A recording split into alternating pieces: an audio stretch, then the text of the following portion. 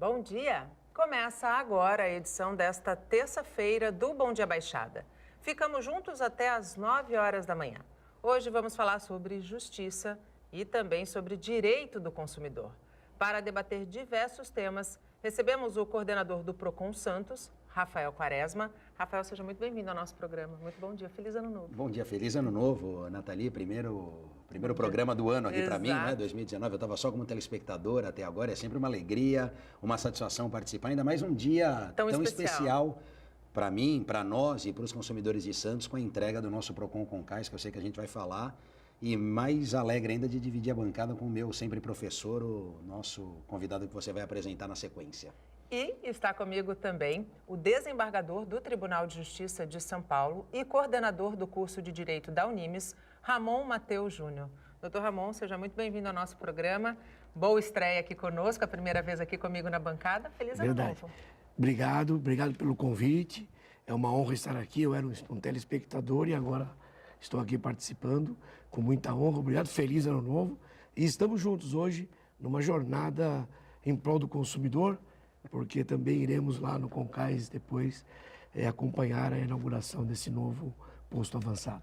Que certamente é um grande ganho para quem passa, e são milhares de passageiros que passam por aquela região, por aquele espaço. Você também pode participar do nosso programa a partir de agora, fazer a sua pergunta para os nossos convidados, através do nosso WhatsApp, que é o 13988779496, ou pela nossa fanpage no Facebook, onde já estamos simultaneamente ao vivo. Rafael, vamos abrir o programa então falando da inauguração do novo posto avançado do Procon no Concais. Por que o Procon Santos escolheu abrir um posto avançado naquele local? Olha, Nathalie, por diversos fatores, eu diria, né?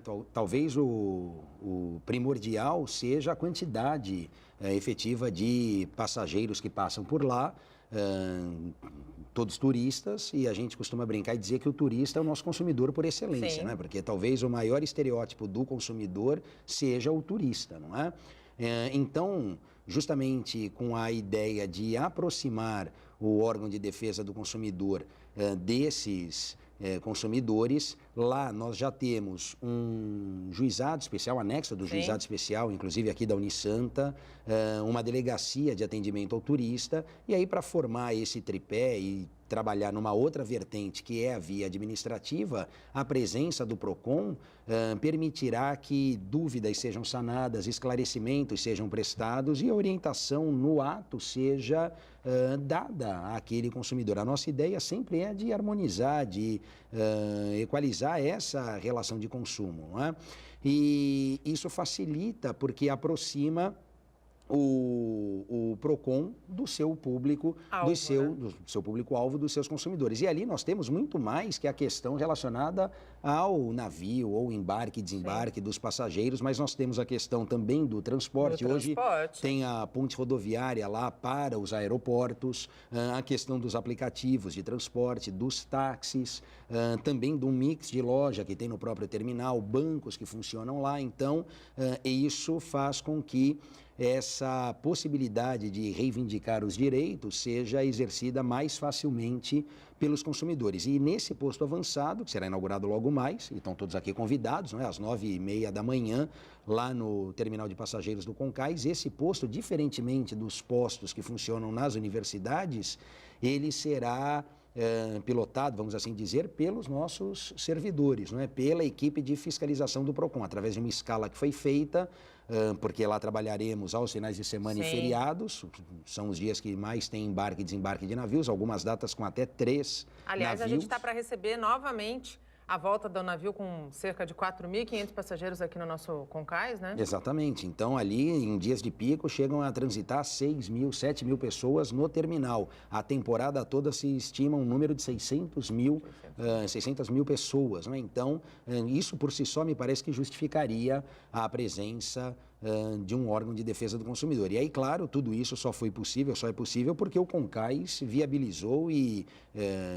abraçou a causa, abraçou, né? Exatamente, abraçou a ideia, comprou a ideia, a receptividade foi total por parte do CONCAIS, e o que é melhor para nós e, obviamente, para a Prefeitura é que tudo isso é sem custo, não é? A gente não tem nenhum custo. Para falar que a gente não tem nenhum custo, nós levamos, o que já era nosso lá, 2 notebooks do PROCON para funcionar no posto avançado. Todo o resto, espaço, mobiliário, internet, telefone, tudo isso é disponibilizado graciosamente pelo CONCAIS. Então, graças a essa ideia, né, graças a terem abraçado realmente essa ideia, é que a gente conseguiu viabilizar um espaço que é inédito, porque nos demais terminais de passageiros, tanto em Salvador quanto em Recife, salvo engano, não há. E a gente espera que consigamos modelo, ali, né? Exatamente, replicar isso para os demais locais também. Doutor Ramon, quando a gente vê a iniciativa pública, né, e a gestão privada, no caso do CONCAIS, falarem a mesma língua em prol do consumidor, a gente pode concluir que está havendo uma evolução nessas relações de consumo. Sim, com certeza. O Tribunal de Justiça, ele tem a ideia de que a conciliação é o melhor caminho, ao invés de um embate judicial. Sim. E, para tanto, ele também incrementa esse tipo de relacionamento. Tanto que lá no CONCAIS também, em parceria aqui com a Unisanta, o Tribunal de Justiça tem um juizado especial, que tem por finalidade principal resolver o conflito ali numa forma conciliatória. Amigável, né? Exatamente. Então, nesse contexto, o PROCON, como orientação ao consumidor e como uma voz firme do consumidor em face do fornecedor, será de fundamental importância. E, portanto, esta parceria é fundamental em benefício de todos, porque aonde o consumidor é bem tratado, o negócio progride melhor. Então, existe lá esse posto, existe a Polícia Federal, a Polícia Civil, de modo que o consumidor, né, principalmente dos cruzeiros marítimos em Santos, está muito bem amparado. Sim. Ele tem um complexo... judiciário, a gente pode dizer, de um né? modo geral. Isso também leva mais responsabilidade ao fornecedor. Sem dúvida. E mais segurança ao consumidor. Portanto, é excelente. O Tribunal de Justiça, com certeza, está sempre incrementando esse tipo de... E a conciliação, doutor Ramon, também é uma ferramenta bastante importante para desafogar a justiça, né? Sim. A conciliação ela é fundamentalmente importante porque ela termina de vez com o processo. Veja bem, Nathalie, quando há um litígio e uma parte entra na justiça contra a outra e o juiz dá uma sentença, uma parte não se conforma, ela recorre. Sim. Então vai ao tribunal. O tribunal dá um acordo, ela não se conforma, ela vai para Brasília. Vai para outra instância. E aí, quando esgotou todas as instâncias, que volta para começar a execução do julgado, ela não se conforma, ela põe embargos à execução. Então, o Poder Judiciário, ele dirime o processo, mas não acaba com a lide. O acordo acaba com a lide. Sem dúvida. Porque quando a parte faz acordo, termina ali. Então, ambos estão satisfeitos. Então, e até um reconhecimento. Muitas vezes, uma palavra de uma parte para outra resolve a lide. Desculpa. Às vezes a parte está com processo, porque ela quer ouvir que a outra errou. Às vezes um pedido de desculpa vale mais do que, eventualmente, os valores que estão sendo solicitados. Aliás, eu já presenciei quando a parte pediu desculpa, a outra falou, então abro mão do processo, já que ele se desculpou. Então, é importante a conciliação, a mediação, até porque na conciliação o juiz não foi preparado para ser um conciliador. O juiz é preparado para ser um julgador. Sim. Por isso é importante a mediação, onde os mediadores conseguem mover as partes, desarmar as partes para que elas façam uma composição. Então, a mediação e a conciliação é muito importante, com certeza. Nesse sentido, Rafael, da conciliação, o PROCON pode ser elencado como um grande órgão conciliatório, né? Deve ser, pelo menos. Sim, não, pode, deve e não é? Porque no final do nosso procedimento administrativo, nós temos justamente a realização das audiências de conciliação. E, como disse o doutor Ramon, quer dizer, essa questão de desafogar também o judiciário, sem dúvida que o PROCON é um dos filtros, né? Nós temos outros também, outros órgãos que servem para evitar que o processo chegue até a justiça, né? Portanto, para que vire um processo e fique ali como um procedimento, algo menor. Claro, a gente não consegue fazer isso com todos, mas Só para ilustrar aqui ao telespectador, se a gente pegar o ano de 2018, em que houve até uma diminuição do número de reclamações, mas nós estamos falando aqui em Santos só de 11 mil, não é, registros de reclamação ao longo do ano. Então, imagina só, se nós não tivéssemos a via administrativa, não tivéssemos o PROCON, o Sistema Nacional de Defesa do Consumidor, como isso acabaria sobrecarregando, né, e sobrecarregaria o próprio Poder Judiciário. Então, é importante que realmente se faça esse trabalho, desde o contato preliminar com o fornecedor, através da carta de informação preliminar, mas também depois com a realização da audiência. O que nós sentimos, só isso, foi uma pena, porque quase avançamos em 2013, se eu não me engano, quando o governo federal, à época, lançou o Plandec, lá, que era o Plano Nacional de Defesa do Consumidor, e que dava um certo poder aos PROCONs. E, infelizmente, a ideia transmitida à época era de empoderamento dos PROCONs, quando a mim me parece, na verdade, que o empoderamento seria do consumidor, mas nós conseguiríamos fazer com que alguma providência ou alguma sanção fosse adotada em relação aos fornecedores que, por exemplo, não comparecem às audiências de conciliação. Nós temos um número que não é desprezível de fornecedores que não comparecem às audiências de conciliação e que, obviamente, isso gera um custo. Claro. Né? Custo para o poder público, com iluminação, ar-condicionado, o servidor, o conciliador que está lá, como disse o doutor Ramon, para o consumidor que, para os seus afazeres, vai até a audiência de conciliação acreditando que vai resolver o problema, ou que pelo menos vai trabalhar essa possibilidade com o fornecedor. Agora, veja só, se é difícil conciliar quando ambos estão presentes, é impossível quando um está ausente. Exato. Né? E aí a nossa ideia era justamente de penalizar, apenar esse fornecedor ausente, mas isso não é tranquilo, não é pacífico, enfim, nesse trabalho do PROCON. Então, talvez aqui a gente tenha um ponto agora a avançar para que o fornecedor realmente, né, repense as suas práticas, repense as suas condutas, dispense essa atenção ao consumidor e minimamente participe da audiência. Sem dúvida. Ainda que ele não faça o acordo, mas a presença dele minimize muito essa frustração do consumidor, por exemplo. E a sensação de morosidade, de impunidade, muitas vezes, que faz com que o cidadão perca até mesmo a fé na justiça, né, doutor Ramon? Essa questão da morosidade é um problema do judiciário, porque também ser célere pode gerar injustiças. A necessidade para que se faça um julgamento, que se tenha que aquilatar todas as provas, todos os pontos, às vezes tem que fazer uma perícia, muitas vezes tem que ouvir uma testemunha distante. Então, a justiça tem essa necessidade de um tempo para a preparação de uma decisão. É lógico que nós estamos sempre tratando esse tempo com razoabilidade, porque a justiça tardia é uma injustiça. É uma injustiça. E ela também, muito célere, pode ser uma injustiça. Mas, de qualquer forma, esses mecanismos de conciliação apresentam um caminho importante até mesmo para o processo. Muitas vezes a conciliação não sai e acaba acontecendo a ação penal, mas o juiz, tendo embasado nos documentos da conciliação, no que cada um argumentou e por que ela não aconteceu, ele já começa a ter um caminho mais facilitado para proferir uma decisão.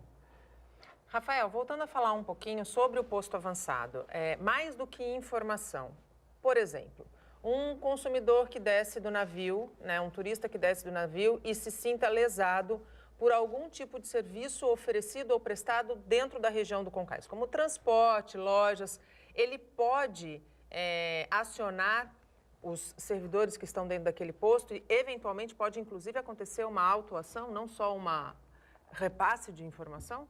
Claro, sim. Em última análise, num último estágio, seria isso, né? Até porque estes servidores que lá estão são os fiscais do PROCON. Então, o exercício da fiscalização também fará parte, não é? Dentre os servidores do quadro, nós destacamos 5 servidores que são fiscais do PROCON e que, portanto, fazem essa tarefa, né, exercem a fiscalização nos comércios aleatoriamente. Exercerão isso lá também, não é? Mais do que na fiscalização, até mesmo o registro formal da reclamação será possível para aquele consumidor que assim pretender já reivindicar os seus direitos e registrar a sua reclamação. Talvez o que a gente mais queira fazer e pretenda fazer seja facilitar o exercício desses direitos, né? Porque exercendo o direito a gente já não tem certeza do resultado. Se nós criarmos entraves para que isso aconteça, obviamente que a situação fica pior. E aí a gente também não pode trabalhar ou imaginar que aquela ideia de lesar no atacado, indenizar no varejo, seja uma máxima que continue sendo praticada, né? Quer dizer, essa mudança de postura, mudança de paradigma, da conduta desempenhada pelo fornecedor aqui ao consumidor, ela precisa ser repensada. Se a gente pegar ali os grandes armadores, né, não falando só deles, mas enfim, já que isso é uma realidade em relação ao Concais, é só a gente analisar como é prestada a assistência ao consumidor no exterior, como é prestada a assistência no Brasil. Não é? Se a gente pegar os bancos, as teles, os grandes fornecedores, são empresas multinacionais, não é? Enfim, transnacionais, então é isso que a gente precisa mudar. A mesma coisa em relação, só para pontuar, da conciliação, da mediação. Nós não temos esse espírito ainda. Sim. Não é? Ou pelo menos não temos na escala que poderíamos ter. Que deveríamos ter, né? Mas são coisas que vão acontecendo naturalmente. É um passo depois do outro, uma coisa de cada vez. É uma evolução, exatamente. Né? Então, talvez daqui a 1, 2, 3 anos a gente fale dos avanços reais e concretos que a conciliação e a mediação produziram. A gente fale, por exemplo, do alcance e dos resultados que os postos avançados criaram. Em relação às universidades, a gente não tem dúvida, o professor Ramon sabe disso, porque também temos, aliás, o nosso primeiro posto foi na Unimes, o posto avançado do Procon Unimes, que vem prestando um atendimento. Eu sei, porque eu que faço essa interlocução com a sede e toda sexta-feira eu fico encarregado do expediente, né? Então eu me comprometi, falei que tudo bem, passo, vejo, e toda sexta tem expediente de carta física, fora as eletrônicas que são enviadas. Né? Então, quer dizer, sinal de que cabia isso, tinha demanda e está se trabalhando essa demanda. Agora, pode ser que a gente evolua para uma situação em que isso represente um número menor. Por quê? Porque a conscientização de ambos tanto aumentou. De consumidor quanto de fornecedor, porque existem direitos e deveres. A gente sempre fala isso aqui, né, Rafael? Exatamente. E, aliás, a gente fala dos direitos e deveres por conta da cidadania, não é? Quer dizer, a gente trabalha para um direito também, um dever, e eu brinco, costumo dizer lá que os 2 Ds de cidadania são de direitos e deveres. Né? Então, eu tenho direito, mas, obviamente, tenho deveres também. Doutor Ramon, como bem colocou o Rafael, os postos avançados nas universidades permitem uma experiência única ao estudante de direito. E eu acredito, e eu sou filha muito da experiência e do estágio, das oportunidades que tive na minha carreira, para conhecer de perto a prática da profissão. Isso, claro, e vou deixar muito claro aqui, não tira o papel e a importância da formação acadêmica. A formação acadêmica, em qualquer profissão, ela é fundamental. Mas a experiência prática dá a esse futuro advogado uma noção de mercado. Veja bem, Nathalie, que as normativas do Ministério da Educação para o curso jurídico em especial exigem agora que essas atividades extracurriculares, essas atividades de experiência prática sejam inseridas em todas as matrizes, porque há a importância de que a preparação acadêmica esteja equacionada com a experiência. E isto, o posto avançado PROCON exerce um papel fundamental. Por quê? Porque se nós imaginarmos as faculdades de Direito de 10 anos atrás, elas nem se preparavam os alunos para fazer acordo. Exatamente. Preparavam os alunos para litigar. Eles preparavam o aluno para litigar. Se procurava um advogado, ele tinha que propor uma ação. Hoje, nós estamos tentando preparar o advogado para que possa chegar o seu cliente lá e ele busque uma via conciliatória. Isso tudo envolve muitas coisas, até porque a verba honorária numa via conciliatória é menor, existem inúmeros impedimentos para que o advogado de uma outra geração aceite com mais passividade essa visão moderna. Então, as universidades tem papel fundamental nessa mudança de exatamente, cultura, né? E isso, a participação do PROCON, a participação dos juizados especiais, a participação da Justiça de Mediação, que a Unimes também está se engajando para fazer isso, a exemplo de outras universidades. Isso tudo vem dar ao aluno, ao nosso aluno, uma experiência de que a mediação é um caminho para a justiça. Então, nós não preparamos só o advogado para entrar com a ação, mas para mediar, que o primeiro ponto a ser atingido seja a conciliação. Os outros que possam vir depois. Aonde conciliou, como eu dizia, terminou o litígio. Todo mundo sai satisfeito, né? Exatamente. Onde conciliou, a gente pode dizer hoje que a justiça foi de fato executada, né? É verdade. Porque o juiz sempre foi um substituto da ausência de conciliação. Sempre que eu dava aula aos meus alunos, eu dizia, o juiz só tem força onde há litígio. Se as partes chegarem para o juiz e falarem assim, tem um acordo, o juiz julgou a ação a favor de uma parte. Mas se aquela parte fizer um acordo, ela é soberana. Ela chega, o senhor homologa o meu acordo, a sentença perdeu a força. O que vale é o acordo. Então, é importante as partes entenderem que o primeiro juiz da causa são eles próprios. Por isso que, às vezes, é importante se fazer uma reflexão antes de procurar o processo. O Brasil se acostumou que tudo se resolvia na justiça. Então, nós temos milhões e milhões de ações em andamento que poderiam ter sido resolvidas com um pouco mais de cultura, num sentido conciliatório. Sem dúvida nenhuma. O Bom Dia Baixada vai para um rápido intervalo. No próximo bloco a gente fala um pouquinho mais sobre o novo posto avançado do Concais e vamos falar também sobre a problemática da Dessa. Não saia daí, até já. Estamos de volta e abrimos espaço para as notícias que são da nossa região. Os problemas na travessia de Balsas levaram o PROCON do Guarujá a notificar mais uma vez a Dessa. Na fila de espera, revolta e muita reclamação. Avaliação péssima, sempre foi péssimo, horrível. Desde quando eu me conheço por gente, eu sou santista, nunca foi bom. Promessas e promessas de ponte, de túnel, e nunca existiu. Não é interessante para os nossos governantes, a população é que paga por isso, infelizmente. Péssimo, péssimo, muito ruim. Tempo de demora 1 hora todo dia, no mínimo. É cansativo, né? Costuma utilizar muito?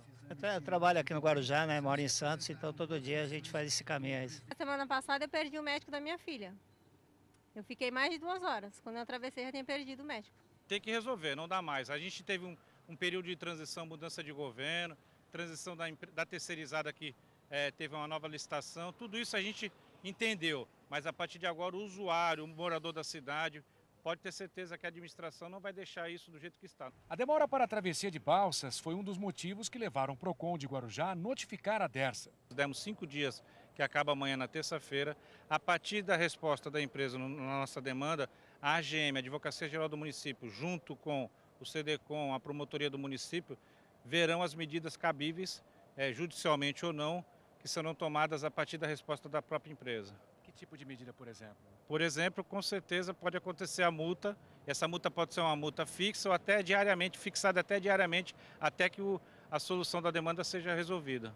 O PROCON de Guarujá enumerou prioridades para serem cobradas da concessionária responsável pela travessia de Balsas. Número de embarcações que estão trabalhando, número de embarcações que estão em manutenção, o tempo médio de espera do usuário e o painel que existia ali no trevo de Santa Rosa, que o usuário facilitava a vida do usuário na questão de ver o tempo médio. Eles retiraram o painel e a gente está pedindo a recolocação imediata desse painel para facilitar a vida do usuário. Rafael, a gente ainda vai falar do posto avançado, mas aproveitando a tua presença aqui, a gente não poderia deixar de falar. Foi mais uma vez, mais um episódio em que a Dessa foi notificada pelo PROCON do Guarujá. No ano passado, o PROCON Santos também fez uma ação em virtude de reclamação de usuários. Como é que, deste lado, o PROCON enxerga o serviço prestado a quem depende desse sistema, deixando claro aquilo que a gente falou? Infelizmente, é um sistema que chegou ao seu limite, né? A gente tem uma travessia de Balsas que conflita com o Porto de Santos, né? Então, vamos abrir mais um atracadouro, não tem espaço. Vamos colocar mais balsa, não tem onde estacionar. E as repetidas vezes em que as embarcações saem para manutenção e causam um prejuízo para quem de fato precisa do serviço. Como é que o PROCON Santos avalia o serviço da Dessa e o tempo de resposta da empresa quando acionada? Bom, olha, nós temos uma experiência que eu diria exitosa aqui do lado de Santos com relação à travessia de passageiros, né, de pessoas ali no terminal da Alfândega. Porque lá a situação estava bem calamitosa e isso também, a nossa ação se deveu não apenas aos usuários que reportaram a situação conosco, mas também a uma ação desencadeada pelo PROCON do Guarujá, do lado de Vicente de Carvalho. E nós conseguimos sensíveis melhorias dentro daquilo que é possível de ser feito, imaginando aqui algo que seja um paliativo, não é? Quer dizer, então, se a gente traçar um paralelo entre essa questão da travessia de pedestres e a travessia de veículos da Ponta da Praia, o nosso paliativo ali foi a higienização, a limpeza, a reforma, melhorias no sistema que já existia e naquele flutuante que serve de embarque e desembarque. Qual seria, talvez, o mundo ideal ali? A construção de um novo terminal. Isso, se não está projetado e, portanto, essa ideia é descartada, dentro das possibilidades que se coloca, nós avançamos bastante nessa.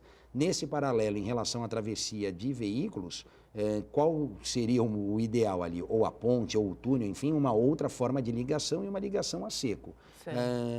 Em se mantendo esse sistema de travessias, eu penso que a ação ela acaba enxugando gelo ali. Digo até a ação do PROCON, né? Enxugando gelo, servindo de paliativo, porque o que nós podemos fazer, e obviamente isso pode, deve, talvez necessite mesmo ser feito.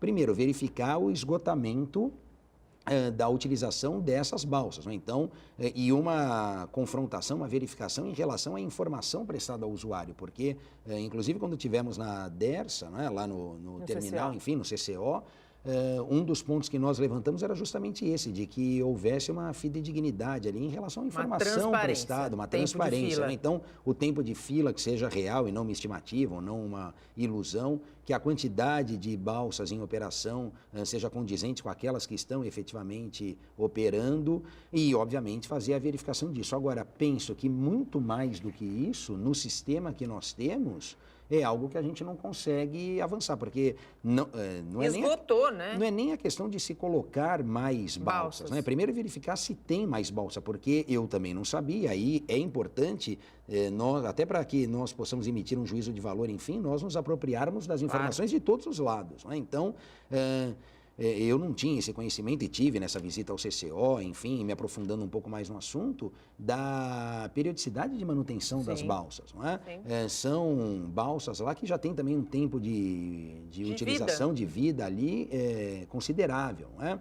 Um outro aspecto que impacta diretamente, aí por isso a nossa sugestão de prestar essa informação ao usuário nos letreiros, lá nos luminosos que são disponibilizados ao longo da fila de travessia, que o sistema está provisoriamente, temporariamente parado, suspenso, por conta da travessia de navios que nós sabemos tem prioridade em relação à travessia de balsas. E causa um certo atraso, muitas vezes, que reflete na fila de quem está precisando usar a travessia. Só para ilustrar para o telespectador, porque eu também obtive essa informação lá, e olha que eu não sou da DERSA, mas não o pessoal fala, mas o PROCON do Guarujá, do PROCON de Santos, não, pelo contrário, é só uma questão de transmitir a informação. Mas o navio, quando aporta, não é, no porto ali, quando passa pelo Forte da Barra, já paralisa tudo, e é uma distância grande ali. Por quê? Porque se coloca em... Isso é uma determinação, inclusive, da Marinha. Da Marinha, isso não. E se coloca em primeiro lugar, obviamente, a segurança, que é o que todos querem, usuários, uma balsa pode quebrar, né?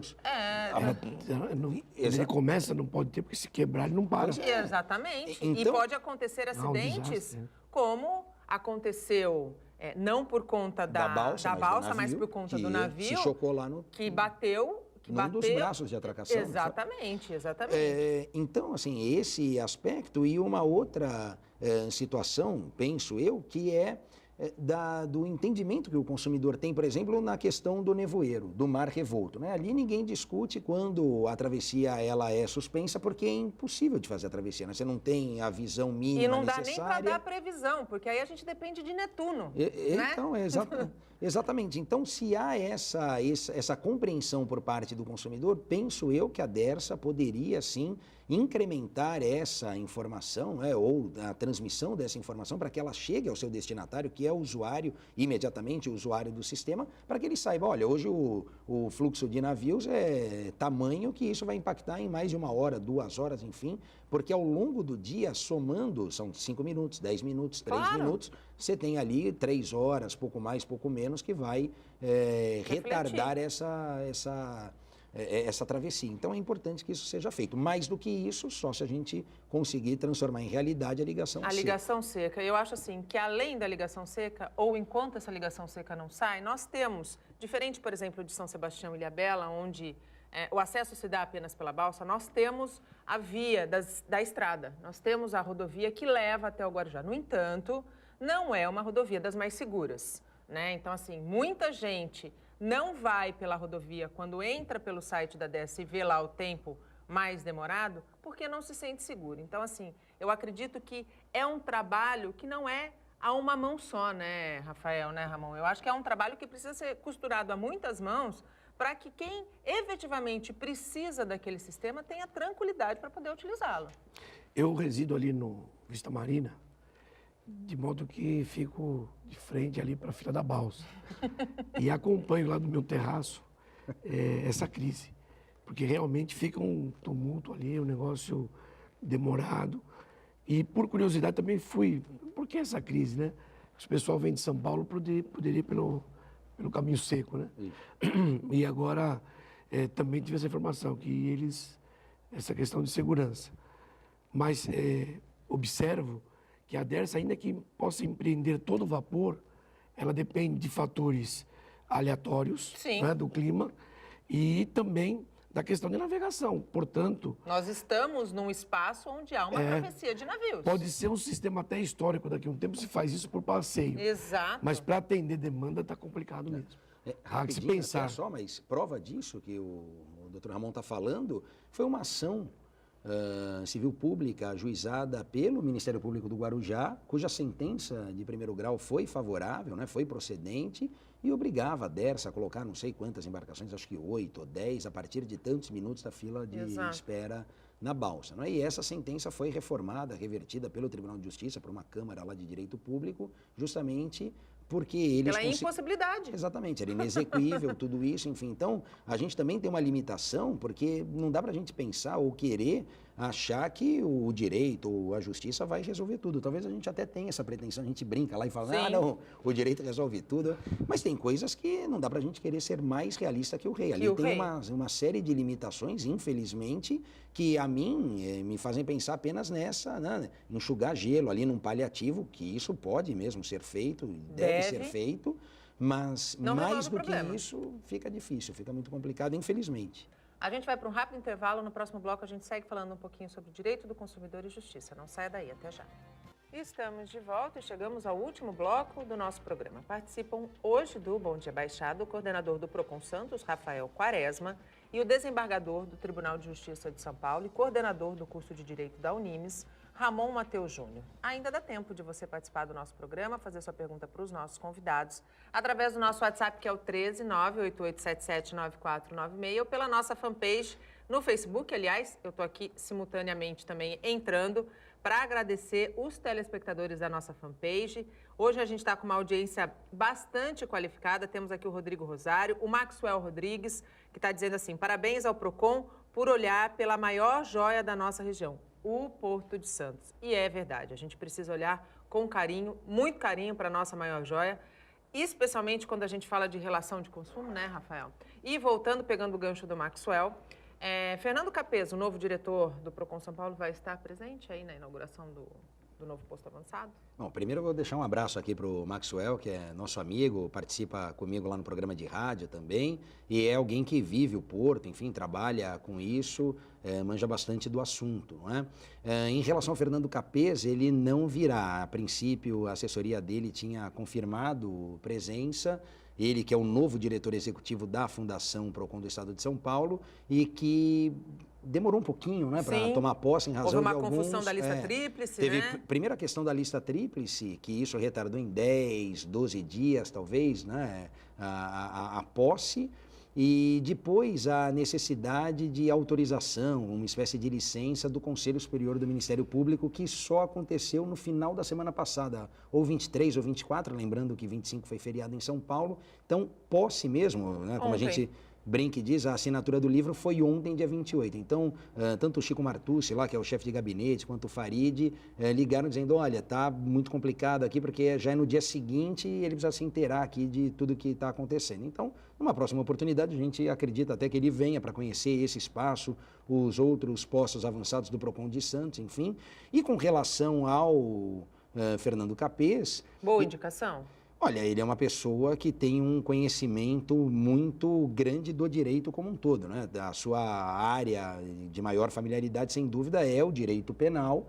E penal, processo penal, enfim, foi onde ele escreveu as obras, né? Lecionou, enfim, e também desenvolveu grande parte da carreira enquanto promotor de justiça, ficou conhecido pela questão das torcidas organizadas, enfim. Agora, o direito do consumidor tem relação com o direito penal, porque nós temos os crimes lá contra as relações de consumo.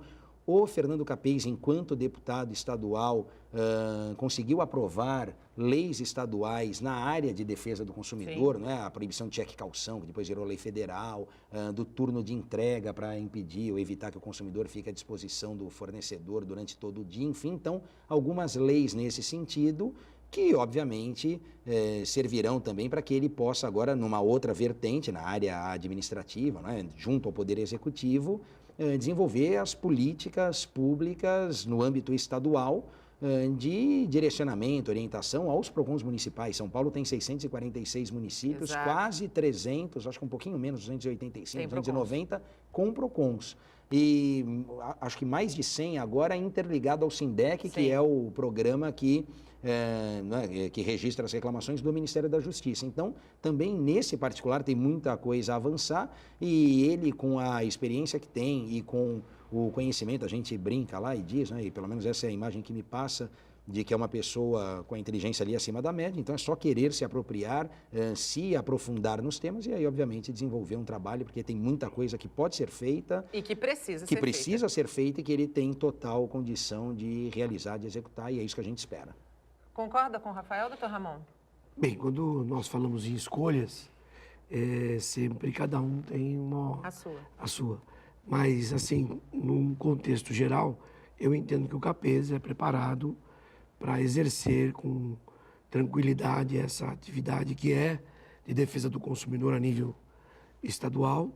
E acho também que, por ter sido muito ligado às universidades, à aula, e exercer um mandato na Assembleia, o qualifica ainda mais porque tem proximidade com esses problemas da população. Vamos torcer para que a escolha do governador tenha sido uma escolha correta e que ele tenha uma boa gestão no PROCON. No primeiro bloco, nós falamos, doutor Ramon, a respeito da importância das faculdades estarem atentas ao movimento e à modernidade do direito. Falávamos da questão de, há 10 anos atrás, formava-se advogados para entrar com ação. Hoje, as faculdades precisam formar futuros bacharéis em direito, futuros advogados, com uma outra visão. E, mais do que isso, a gente tem muitas faculdades de direito no país. E temos uma tecnologia que não para de avançar. A Unimes é uma das referências aqui na nossa região do curso de Direito. Como é que a universidade tem pensado todas essas modernidades e tem incluído todas essas mudanças dentro da grade, que é o mais importante? Veja, há um trabalho constante do núcleo de docentes, trabalhando a nossa matriz e com essa visão, olhando, por exemplo, as características da região de Santos, como o direito marítimo, analisando também esta visão do curso de Direito em todo o Brasil, porque houve uma proliferação muito grande de curso de Direito, o que gerou uma queda acentuada na questão da captação de alunos. E Direito podia ser aberto a qualquer momento. Hoje já há um certo controle. Por isso, a grande dificuldade hoje é de nós mantermos o ensino com uma qualidade de excelência, com o valor que recebemos da mensalidade. Isso tudo gerou, lá na Unimes, uma reavaliação num contexto, inclusive, da própria mensalidade. E esta análise foi profunda, ela demorou um certo tempo para ser feito, e hoje a gente começa a colher um pouco desses frutos, né? A Unimes hoje recebe uma turma grande, nós vamos começar 2 turmas no período noturno, uma turma no período manhã.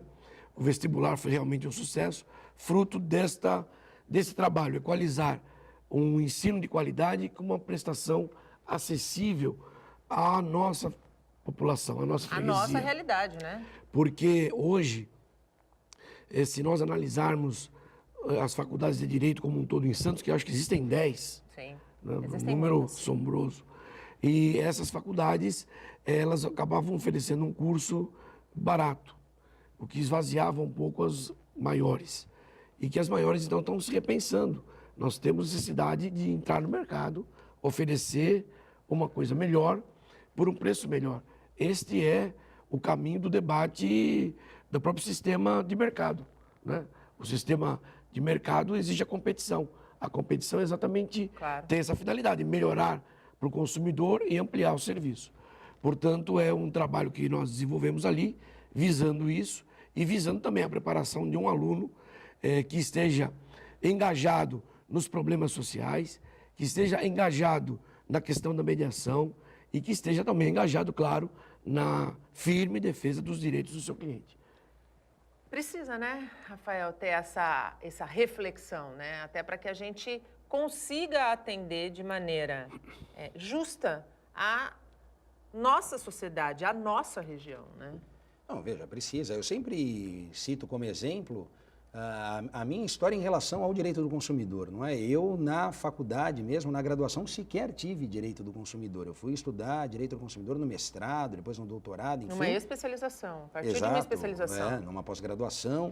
E veja que hoje é uma realidade em todas as universidades, porque isso mostra também o dinamismo com que o direito trabalha, a evolução da sociedade, né? Então, o curso ele não pode ficar engessado, e aí o professor Ramon tem papel fundamental nisso, porque modernizou a grade, dinamizou as disciplinas, trabalha com matérias optativas, enfim. Então, alguma coisa que faz com que o aluno também tenha um leque maior de opção.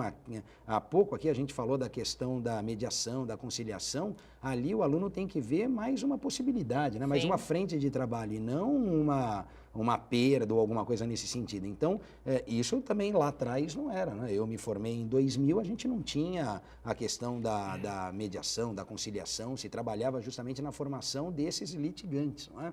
Então, tudo isso, veja, em menos de 2 décadas a gente Mudou tem uma ruptura, mudou e muito. E se me permite, eu era juiz em Santos, quando o Código do Consumidor chegou, né? Isso aí, 90, Em 91, 90.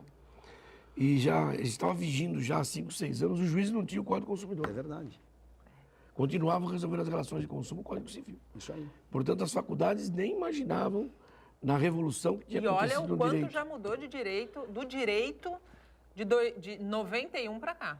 Ainda há muito o que mudar, é verdade, né? Ainda há muito o que evoluir, mas a gente precisa estar atento a essas mudanças. Isso me parece que é alguma coisa sem fim, assim, né? Quer dizer, é não constante, ele não para, mas a gente tem que estar atento e acompanhar, na medida do possível, essa evolução. Infelizmente, o nosso tempo acabou. Rafael, eu quero desejar bastante sucesso nessa nova empreitada. Eu acho que foi extremamente acertado, porque o Concais, em épocas de temporada, como, por exemplo, a que a gente está vivendo agora, é uma verdadeira cidade. Isso aí. E a gente sabe que as relações de consumo numa cidade, se não há uma orientação, uma informação, podem se transformar em vias muito conflituosas. Então, parabéns pela percepção, pelo olhar e pela disponibilidade dos servidores também abraçarem esse projeto, né, e dedicarem o seu tempo, muitas vezes, porque eles vão dedicar tempo em finais de semana, em feriados, em prol de um projeto maior, que é o direito do consumidor. Muito obrigada. Isso aí, eu que agradeço o espaço, é uma alegria poder compartilhar essa informação, divulgar aos nossos telespectadores aqui e dizer que tudo isso, como você falou há pouco lá da questão da DERSA, tem que ser feito a muitas mãos, e isso aqui, sem dúvida, é feito a várias mãos, né? Então, agradecimentos ao Concais, à equipe, porque se também a equipe não está motivada e não compra essa ideia, não aceita a empreitada, a gente sozinho não faz nada. Então, é uma união de esforços, sempre pensando em prol do consumidor. A gente espera que trabalho lá não vai faltar, mas que a gente consiga dar conta de todos os desafios que se colocarem para a gente. Doutor Ramon, muito obrigado pela participação, pela estreia aqui na bancada conosco, que tenha sido a primeira de muitas oportunidades. Falar de direito, falar de justiça, para mim, em especial, filha de advogado, é bastante encantador. Como jornalista, eu busco a justiça sempre através da informação, a mediação através de ouvir sempre os dois lados, porque a boa notícia é aquela que sempre tem pelo menos 2 lados. Já diz o ditado que a verdade tem pelo menos 2 lados, às vezes tem mais, né? Foi um prazer tê-lo aqui. Eu soube de um fato que aconteceu há pouco com você, um acidente que transformou a tua forma de ver e certamente essa experiência de vida você leva também dentro da tua carreira, que é uma carreira exitosa, né? E que representa e que bota o nome de Santos na mais alta corte da justiça. Muito obrigado. Eu agradeço o convite, com muita honra que estou aqui, espero voltar outras vezes. Falar sobre justiça também para mim é uma satisfação, aliás, é o que eu optei na minha vida, né? Ser magistrado. Quero também que você, já que é filho de advogado, nos visite lá na Unimes. Farei essa visita. Venha conhecer a faculdade Com de Direito lá na Unimes. E deixo aqui assim por força do meu acidente, né, uma conotação de que realmente às vezes a gente luta muito na vida por grandes coisas e as mais importantes nos são dadas de graça, como por exemplo estar aqui respirando, falando, é a vida, né? Então, muito obrigado a todos e, claro, assim que convidado for, aqui estarei presente. Uma honra para mim. Eu costumo dizer que as coisas mais valiosas na nossa vida custam muito pouco ou quase nada. O Bom Dia Baixada fica por aqui. Eu volto amanhã com informação de qualidade, sempre de um jeito único. Durante todo o dia você pode ficar bem informado sobre tudo o que acontece na região e no mundo acessando o Santa Portal. Até amanhã.